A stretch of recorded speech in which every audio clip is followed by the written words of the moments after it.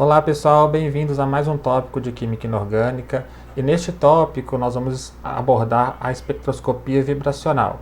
E nessa aula número 1 nós vamos abordar os fundamentos da espectroscopia vibracional. A espectroscopia vibracional ela se divide em duas grandes técnicas. A primeira delas é a espectroscopia na região do infravermelho, a gente chama também de espectroscopia IV. Nela nós vamos incidir fótons que têm energia compatível com a vibração molecular. E o modo mais comum de se fazer essas análises é através do modo de transmitância. O que é isso? Nós vamos passar a luz pela amostra e nós vamos ver comprimento de onda a comprimento de onda, quanto da luz foi absorvida. Aqui nós temos um exemplo que seria o espectro na região do infravermelho para o pentacarbonil ferro zero. E aí aqui é possível perceber que nós temos um gráfico em função da transmitância, que geralmente ela fica próximo de 100%, e à medida que aquele comprimento de onda é absorvido pela molécula ou pelo íon, aí nós temos uma diminuição da intensidade, da transmitância, né? E em função do número de onda. E quanto menor for a transmitância, quer dizer que mais fótons são absorvidos por aquela molécula naquele comprimento de onda, naquele número de onda. A outra técnica que nós temos é a espectroscopia Raman, ou Raman, como alguns gostam de falar. Nela nós vamos incidir sobre a amostra fótons na região do visível. Fótons na região do visível, teoricamente, não fazem excitação vibracional. Mas nesse caso nós vamos coletar apenas a luz que é espalhada e que faz o acoplamento vibrônico, ou seja, nós temos ali o espalhamento associado com a vibração. E de modo semelhante nós temos um espectro. Aqui o espectro por tetracloreto de carbono, e nós temos aqui em 0 seria a banda Stokes, que eu vou explicar um pouquinho mais à frente, que é os fótons que foram espalhados sem acoplamento com a vibração. E à direita e à esquerda, né, nós temos aqui as bandas que têm as vibrações. O gráfico é composto do deslocamento Raman na coordenada x e pela intensidade do sinal na coordenada y. A espectroscopia vibracional ela utiliza como fundamento o oscilador harmônico, ou seja, é como se a ligação entre os átomos fosse uma mola. E a frequência de vibração dessa mola depende basicamente de dois fatores, que é da constante de força dessa mola e da massa. Só que a massa, como não é uma mola ancorada num ponto fixo, né, os dois átomos podem se movimentar ao mesmo tempo, nós temos que levar em consideração a massa desses dois átomos. Então por isso que é utilizado, ao invés da massa, a massa reduzida, que é dada por esta forma.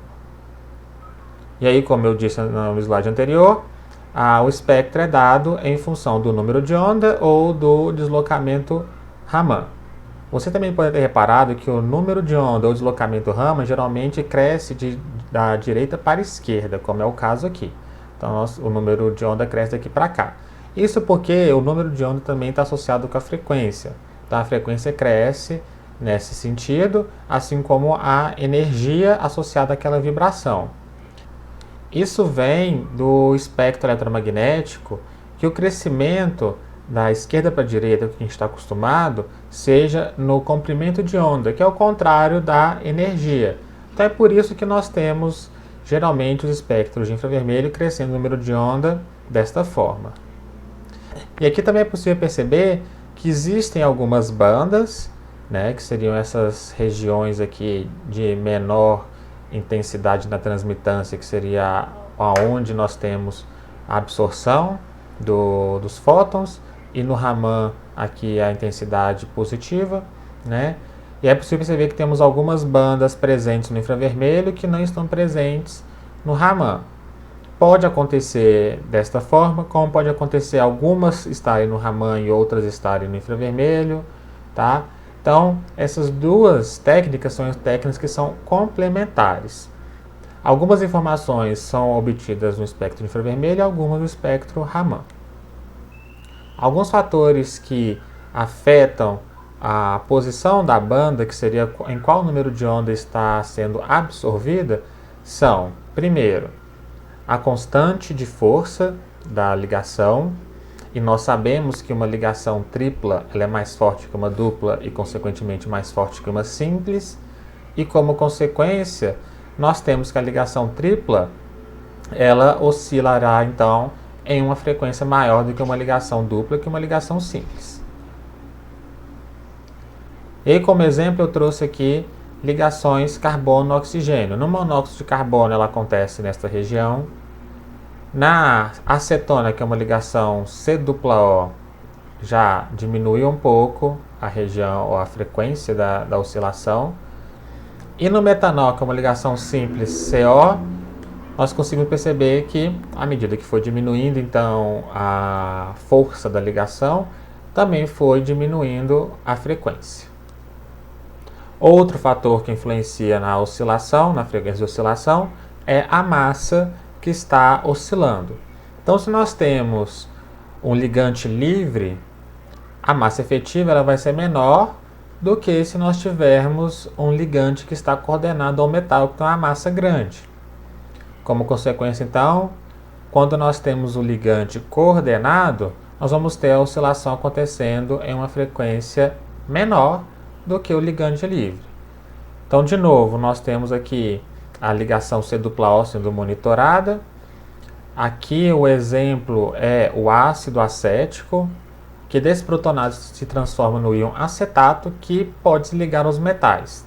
Então aqui nós temos um complexo de cobre com ligante acetato, e é possível perceber que o ligante livre, a ligação C-O acontece numa determinada frequência, e ela se deslocou para um número de onda menor, como consequência do aumento da massa efetiva devido ao cobre estar se ligado ao ligante neste grupo. Outro fator que afeta a vibração molecular é o grupo de ponto ou a geometria da molécula. Se você não está familiarizado com teoria de grupo e grupos de ponto, eu vou deixar linkado aqui para vocês a playlist para as aulas de simetria molecular e teoria de grupos, porque ela vai ser muito importante. É uma aplicação direta deste tópico, no caso, a vibração molecular.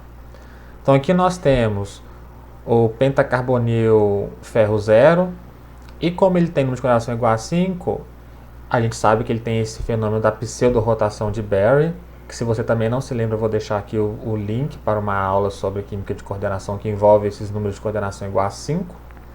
Então ele pode se converter num composto com geometria pirâmide base quadrada.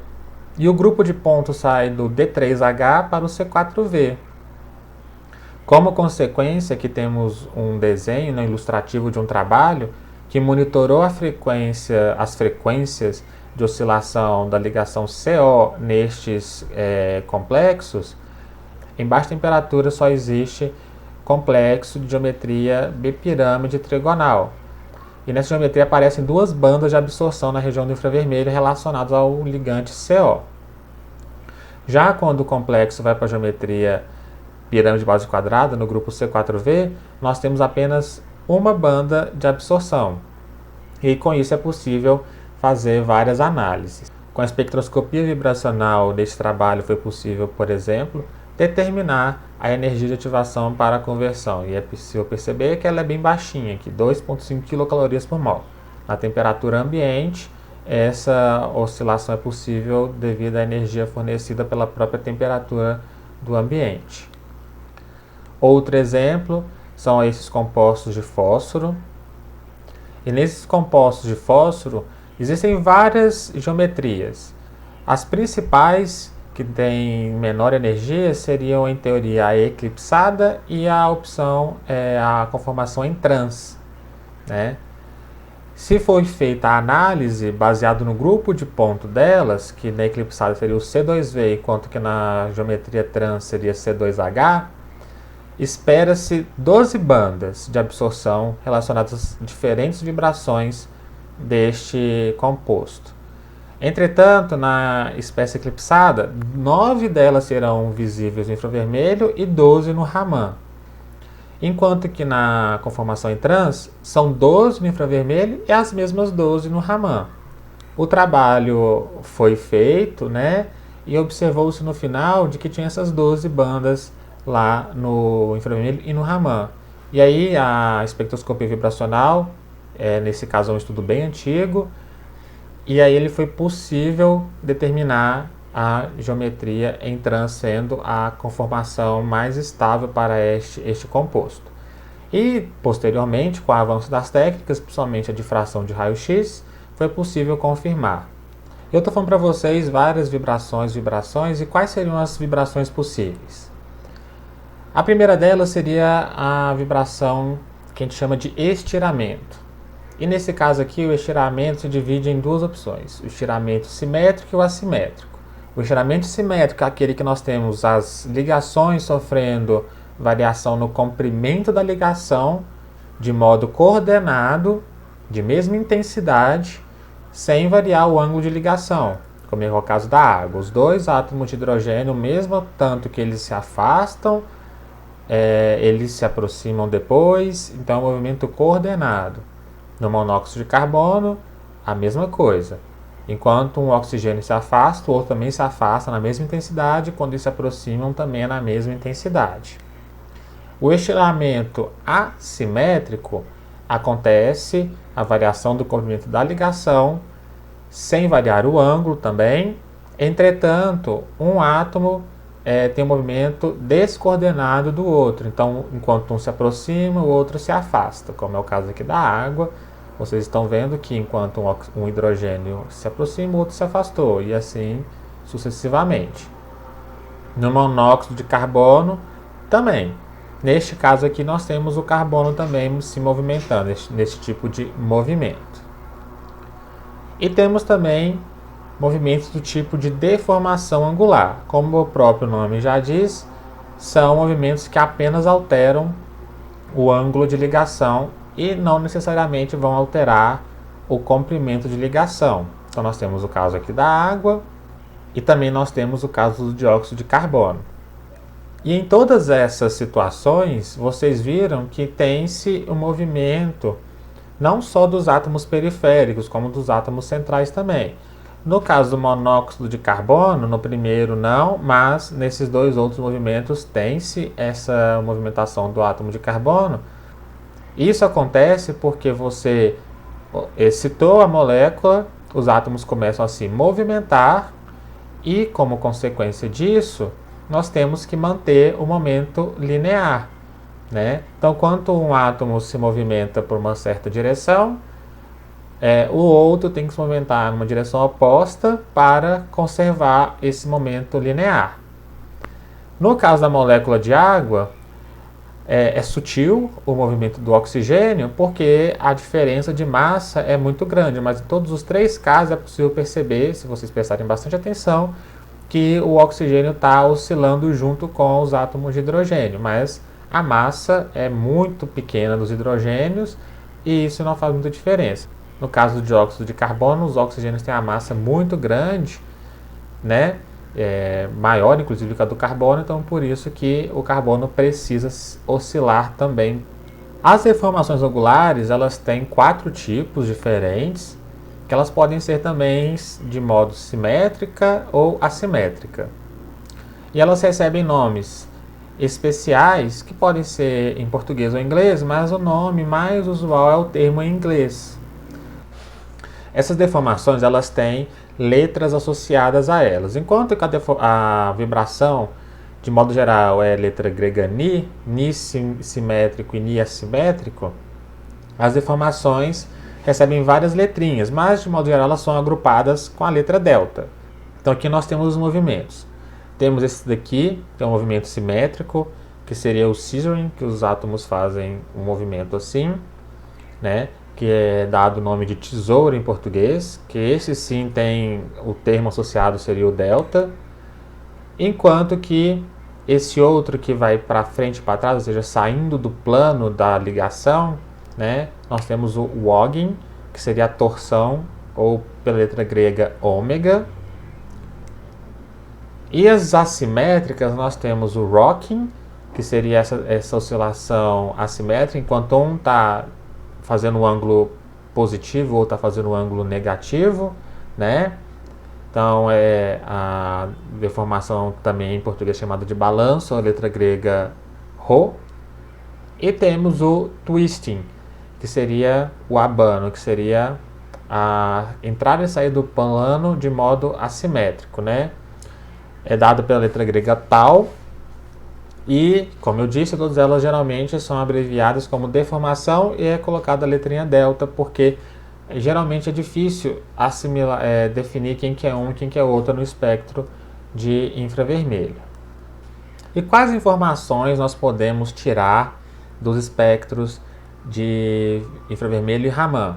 O primeiro delas é uma análise qualitativa de quais ligações estão presentes. Nós podemos saber se um produto desejado foi obtido. Na química analítica é muito usado para saber se determinado composto é ou não um padrão que já foi medido anteriormente, como na química forense, para análise de drogas, enfim. Então aqui eu vou mostrar alguns desses exemplos. Então numa reação entre cloreto de cobre, moléculas de amônia e cianeto de sódio, nós podemos formar este complexo, se for seguida a proporção desejada. E aí no espectro de infravermelho é possível acompanhar a ligação C-tripla-N do cianeto, e como ela está ligada com o cobre, nós podemos ver aquele efeito de diminuição do número de onda. Podemos ver a ligação nitrogênio-cobre, seja a vibração ou seja a deformação das ligações nitrogênio-cobre. Podemos ver as ligações nitrogênio-hidrogênio da amônia. Entretanto, não é possível perceber o que? Se tem cloreto no nosso composto. Por quê? Porque o cloro está na forma atômica e os átomos não vibram. Só acontece vibração se eles estiverem ligados a pelo menos um outro átomo. Em contrapartida, se ao invés de utilizar cloreto de cobre de partida, utilizarmos o sulfato de cobre, no final teremos um complexo que o ânion é um ânion sulfato. Nesse caso, nós podemos ver as mesmas ligações e, além disso, poderemos caracterizar a presença do ânion também pela ligação SO, que aparece no infravermelho também. Outro exemplo seria a reação do pentacarbonil metil manganês zero com monóxido de carbono. Então, quando a gente coloca esse complexo de manganês numa atmosfera que contém monóxido de carbono, pode acontecer uma reação, né? O monóxido de carbono ele é metilado, sofre uma reação em que o grupo metila é incorporado na carbonila e a ligação do monóxido de carbono deixa de ser tripla desse que está entrando e acaba sendo se tornando uma ligação dupla. Então, se a reação aconteceu, nós podemos acompanhar no infravermelho. Este complexo na região infravermelha apresenta duas bandas referentes à ligação C-tripla-O, enquanto que este produto ele apresenta duas bandas C-tripla-O e agora aparece uma banda de uma referente à ligação C-dupla-O, né, que é característica desta ligação. Então, se a gente conseguir ver isso, é possível associar a reação tendo acontecido. Outro exemplo seria uma reação orgânica entre essa diamina e esse dicarbonil, né? Acontece uma reação de adição à carbonila com uma ciclização, forma-se esse ciclo aqui, com eliminação de água, e é possível acompanhar essa reação nos espectros de infravermelho. Esse daqui não tem nenhuma, se você pega esse composto de partida, ele não tem nenhuma banda carbonílica, né? Ou não tem nenhuma banda associada às ligações C-dupla-O, e esse aqui tem uma banda, né? Apesar de ter duas ligações, aparece só uma banda lá na região de carbonilas, C-dupla-O. Já o produto aparece uma banda apenas, né? E ela está deslocada para menor número de onda. Por quê? Porque tem um grupo muito maior, muito mais pesado, ligados aqui nesses nitrogênios, fazendo essas duplas ligações com o carbono, né? Então isso afeta a frequência. E é possível associar essa variação no espectro com a reação tendo acontecido. Outros exemplos seria associar conformações e geometrias, como eu mostrei nos slides anteriores, para esses dois exemplos. E também associar diferentes formas de ligação dos ligantes nos complexos.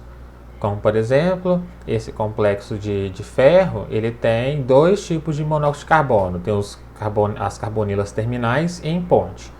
Enquanto as carbonilas terminais têm características de ligações triplas, que caem numa região bem específica, que está aqui mostrada, as carbonilas em ponte, elas têm características de ligações duplas.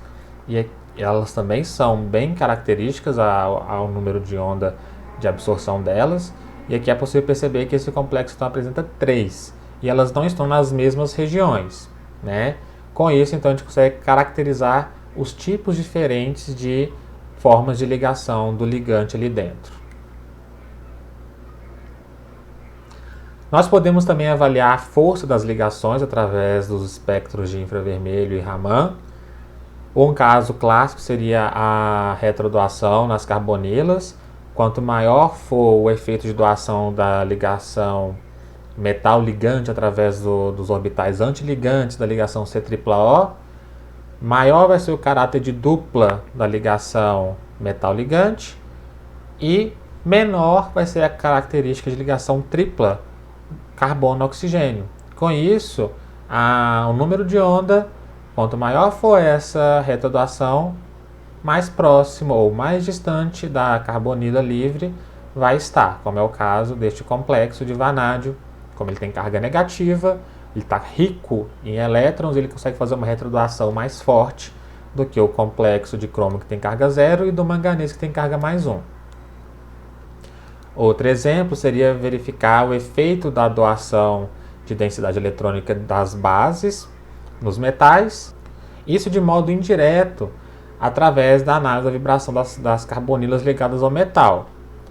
Porque quanto mais forte for o efeito de doação da base, no caso aqui são fosfinas, ao metal, mais densidade eletrônica o metal tem para fazer a retrodoação com a carbonila.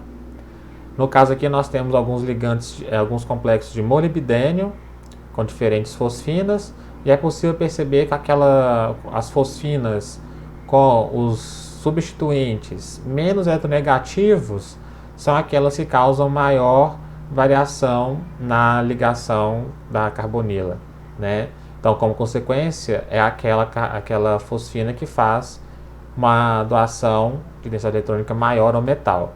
E como esperado, quanto maior for o número de átomos retiradores de densidade eletrônica da fosfina, mais fraca é a doação e menos a carbonila se distancia da carbonila livre, até chegar no PF3, que seria a fosfina com menor densidade eletrônica possível em cima dela, né, que tem menor, então, discrepância da carbonila livre. E como é que se coleta os dados? Para se coletar os dados da espectroscopia na região do infravermelho, nós podemos fazer de duas formas. A primeira delas, que é a mais utilizada, que é a transformada de Fourier. Nós pegamos uma lâmpada e essa lâmpada emite na região do infravermelho e nós fazemos a luz dela passar pela amostra, que ela foi feita de uma forma que ela está semi-transparente, e aí a luz chega no detetor. Nós fazemos inicialmente um branco, que é descontar todo o caminho óptico que essa luz faz sem a amostra, chegando no detetor, e o detetor faz a subtração. Ele faz uma comparação entre a luz que chega no branco, né, quando você está sem a amostra, e a luz que está chegando agora, que está passando pela amostra. As duas formas mais comuns de se preparar as amostras para esse tipo de análise é fazendo uma solução do material que você quer analisar em brometo de potássio ou iodeto de césio que foram tratados termicamente para remover a água. Você faz uma solução sólida, macera os dois compostos e depois faz uma prensagem. Você prensa esse material diluído na forma de uma pastilha. E aqui é possível você ver que a pastilha tem pontos que ela está bem transparente, né? Algumas vantagens é que essa amostra ela fica mais transparente do que as outras técnicas utilizadas. É de fácil preparação, mas a desvantagem é que você precisa ter um equipamento para fazer pressão, né, uma prensa hidráulica geralmente, junto com um equipamento para poder fazer a pastilha.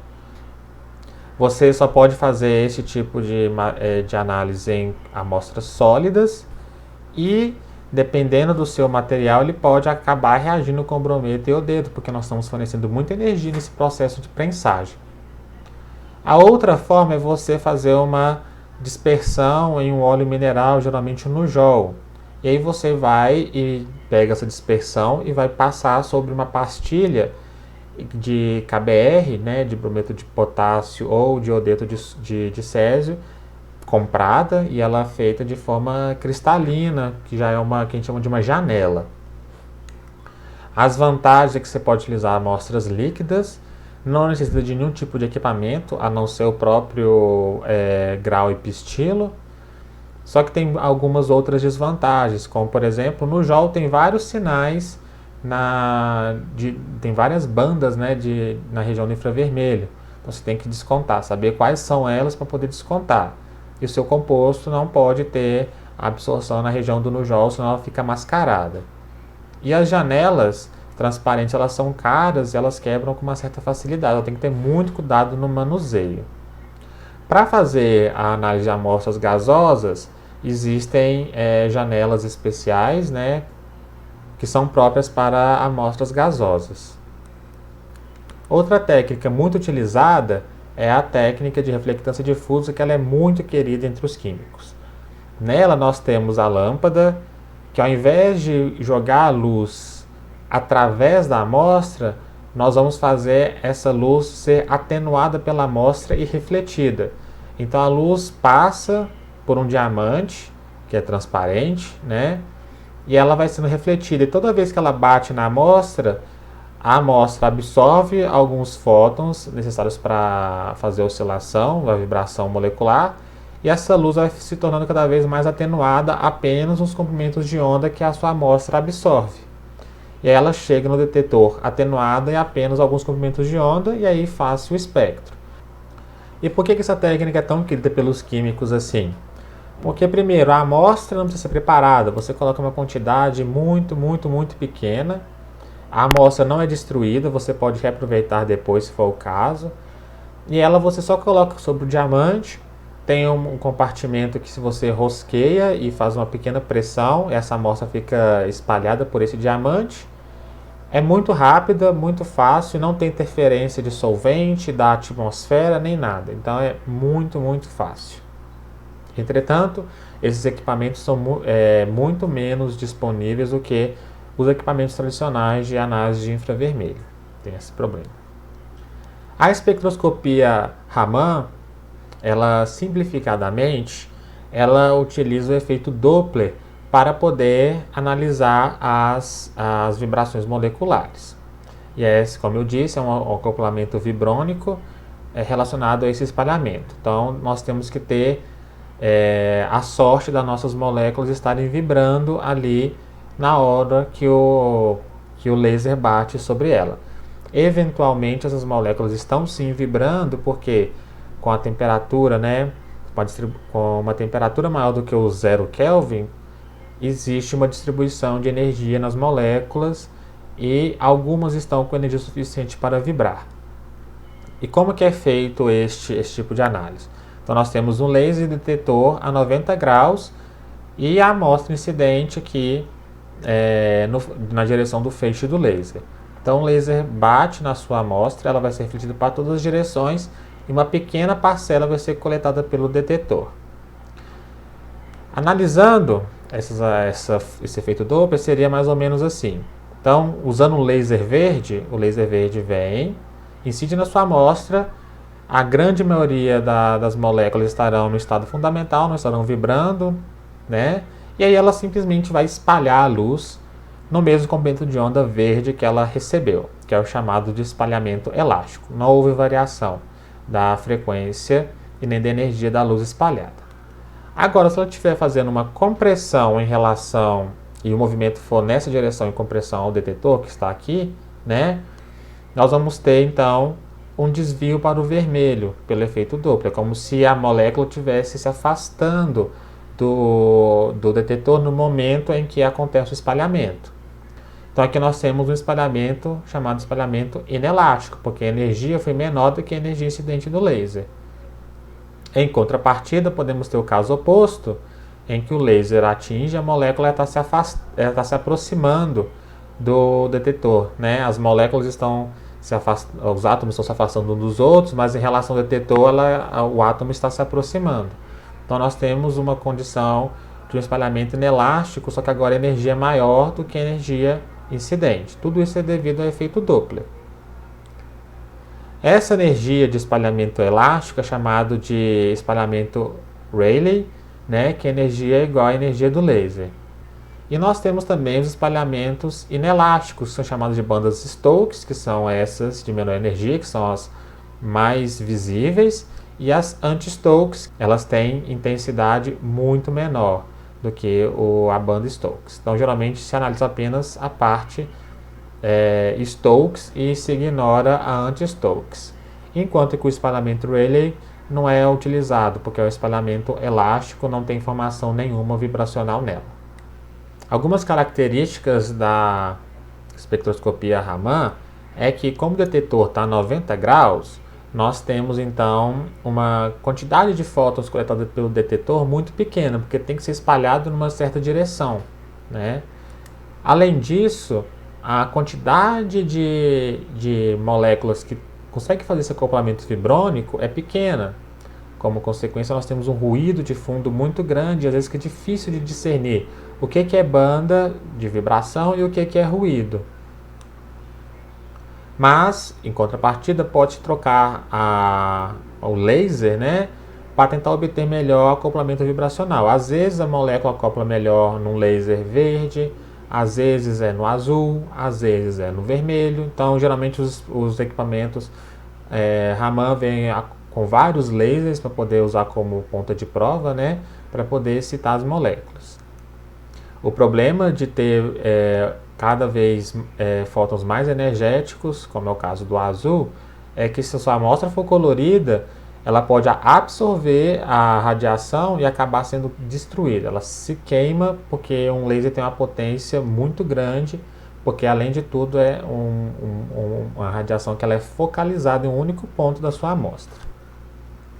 Com relação à complementariedade dessas duas espectroscopias, nós temos que o infravermelho é melhor para compostos iônicos, com diferença de polaridade entre os átomos, né? Ou então compostos apolares que podem ter o momento de dipolo alterado no momento da vibração.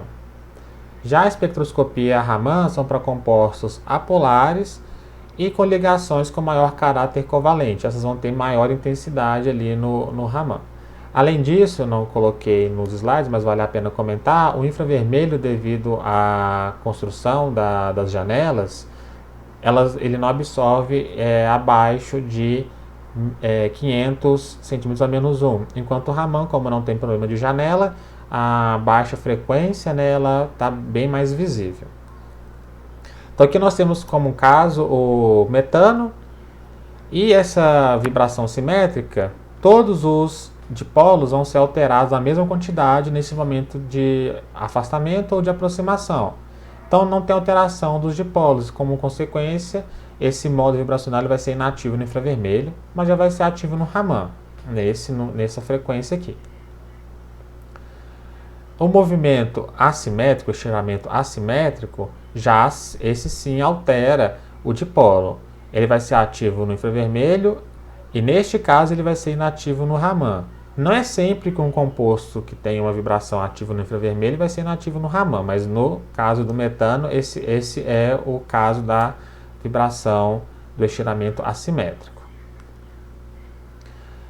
A deformação assimétrica, ela acontece alterando os dipolos, então ela é ativa no infravermelho, mas é inativa no Raman. Enquanto que esse outro tipo de deformação não altera os dipolos, né? Então o composto fica apolar, inativo no infravermelho, mas vai ser ativo no Raman, com esses números de onda aqui associados a cada um deles. Não é possível a gente determinar apenas pelo tipo de átomo envolvido na ligação, qual vai ser a frequência, qual que vai ser o número de onda da vibração associada a ele. Isso tudo tem que ser tabelado. Então aqui nós temos espectro de infravermelho e Raman do metano, né? Com destaque aqui para a vibração por estiramento assimétrico, que é a deformação assimétrica dele, enquanto que no Raman é ativa apenas a vibração simétrica e a deformação simétrica. Aqui nós temos algumas bandas satélites, né, em relação a essa mais intensa, que são bandas que estão referentes a duas coisas. A primeira delas é que a rotação das moléculas também pode ser observada. Existe até uma espectroscopia rotacional, mas que não é muito utilizada hoje em dia, porque ela só traz informação para moléculas mais simples, que já foram todas estudadas.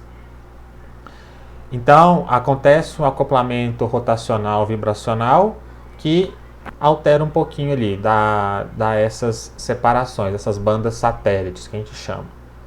Além disso, os átomos têm isótopos, e diferentes isótopos têm massas diferentes, né? Como consequência, a frequência e o número de onda relacionada à absorção também alteram um pouquinho ali. Essas bandas satélites são combinações desses dois fenômenos, principalmente do acoplamento rotação com translação, mas também tem o efeito dos isótopos se for um isótopo mais abundante. Então é possível perceber que aqui em todas elas tem essas bandas satélites. Isso acontece nesse caso mais especificamente porque o metano foi feita a análise no estado gasoso, quando esses movimentos de acoplamento são mais intensos. No estado líquido e no estado sólido, esses acoplamentos eles ficam bem menos intensos. O composto não tem capacidade de fazer uma rotação e uma vibração ao mesmo tempo nos estados condensados. Mas no estado gasoso, isso é possível. Então, com isso, a gente finaliza a aula número 1. E na aula número 2, a gente já começa a ver a aplicação da teoria de grupos, da simetria molecular, para ajudar a gente a analisar essas vibrações moleculares. Então, até a próxima aula.